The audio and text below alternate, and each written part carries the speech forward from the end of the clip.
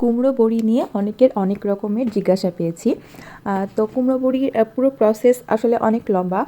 তো যতটুকু পারছি আমি আপনাদের সাথে শেয়ার করছি। কুমড়ো বড়ি দেওয়ার জন্য শুরুতে যেটা প্রয়োজন সেটা হচ্ছে পাকা চাল কুমড়া। একদম পাকা চাল কুমড়া হতে হবে। সেই চাল কুমড়াটাকে খুব ভালো মতো কুড়ে নিতে হবে, অর্থাৎ একদম চিকন করে যে আচার করা বা বিভিন্ন ধরনের গ্রেটার পাওয়া যায় সেই গ্রেটারগুলোতে কুড়ে নিতে হবে। পাকা চাল কুমড়া বেশ টক স্বাদের হয়, তাই এটাকে খুব ভালো করে ধুয়ে সেটার টক স্বাদটা বা টক যে রসটা থাকে সেটাকে নিংড়ে নিতে হবে। এরপর যে আটার প্রসেসটা সেটা হচ্ছে বাজারে এখন বড়ির ডাল বললে কালারের ডাল পাওয়া যায়, চোকা ছাড়াই পাওয়া যায়, আবার অনেক সময় চোকা দিয়েও চোকা সহ অনেকে করেন।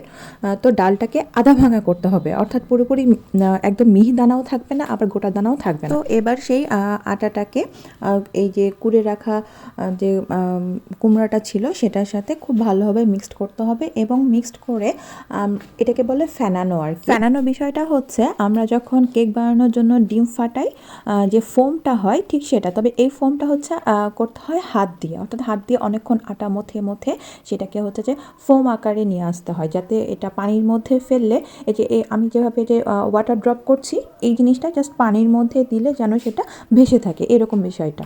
পুরোপুরি প্রসেসটা ভিডিও করা হয়নি, কারণ ওই সময়তে আমি নিজেই ওই কাজটা করছিলাম, তাই আসলে ভিডিও করার সুযোগ হয়নি। তো এরপরে যদি কখনো সুযোগ আসে তাহলে অবশ্যই আমি পুরো প্রসেসটাই আপনাদের সাথে শেয়ার করে দেব। আর বড়ি আসলে যারা প্রফেশনালি বানান তাদের কাছে কিছুটা সহজ হলেও আমরা যারা বাসাতে হাতে মেখে হাতে মথে যেটা বড়ি বানাই সেটা বেশ কষ্টসাধ্য বিষয়।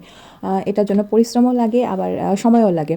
আবার শুধু সেটা হলে হয় না, আকাশ একদম পরিষ্কার থাকা লাগে বড়ি দেওয়ার জন্য, যেন কোনো রকম মেঘলা আকাশ থাকলে বা কোনো রকমের মেঘ থাকলে আকাশে বড়ি হচ্ছে নষ্ট হয়ে যায়। তো এই বিষয়গুলো অনেক সময় মাথায় রেখে বড়ি দিতে হয়। এই ছিল আজকের ভিডিও। কেমন লাগলো ভিডিওটি জানাবেন অবশ্যই।